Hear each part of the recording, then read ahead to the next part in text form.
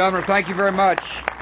First thing I want to let the people know out here in Southern California is that many across our nation have been moved by the plight of the citizens who have lost their homes, lost their possessions, and particularly those who've lost their life.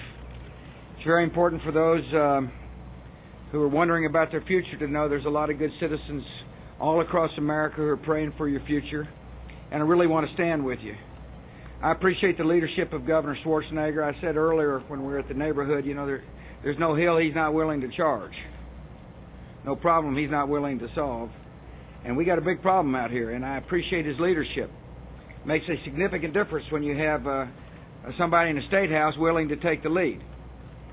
I've come to make sure that the federal government provides the help for people here at the local level. I do want to thank Senator Feinstein for joining us. I want to thank the local mayors, State House folks, the Congress people for being with us as well. It's important for me to come out here and see firsthand the situation. And there's no question a lot of people are suffering. And there's no question there's been terrible losses.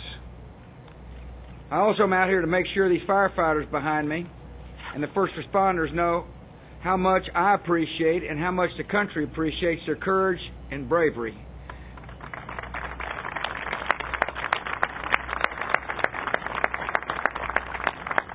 Firefighters are on the scene and on the front lines. The police have helped maintain order.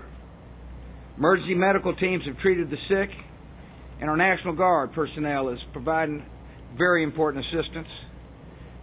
It turns out when the President shows up, so does a lot of the other brass. I'm proud to be here with General Tuck, who runs the entire National Guard Bureau.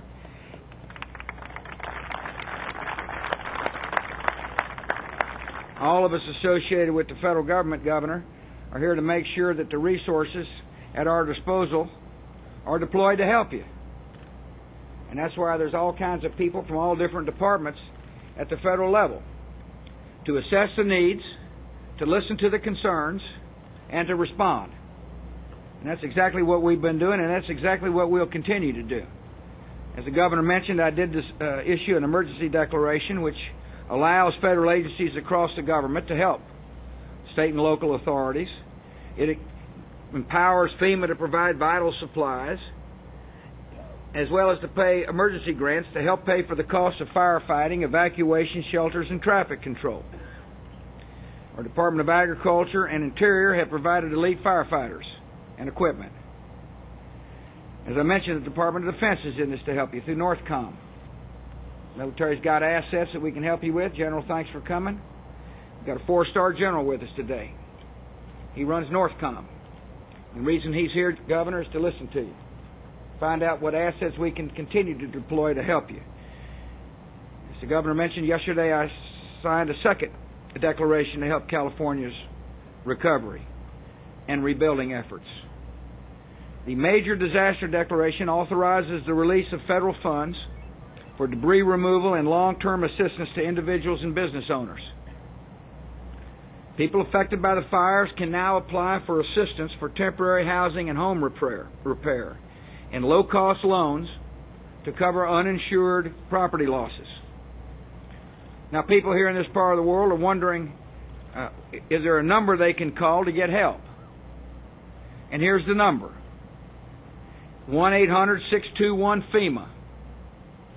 If you want to find out whether or not you qualify for help, federal help, just call 1-800-621-FEMA or go to the website FEMA.gov.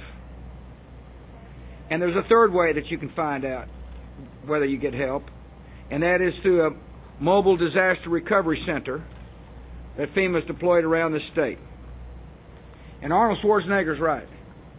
These fires are going to go out because of the bravery of the people behind us. But there's still going to be needs and concerns. And the final reason I've come is to let you know we're not going to forget you in Washington, D.C. That we want the people to know that there's a better day ahead.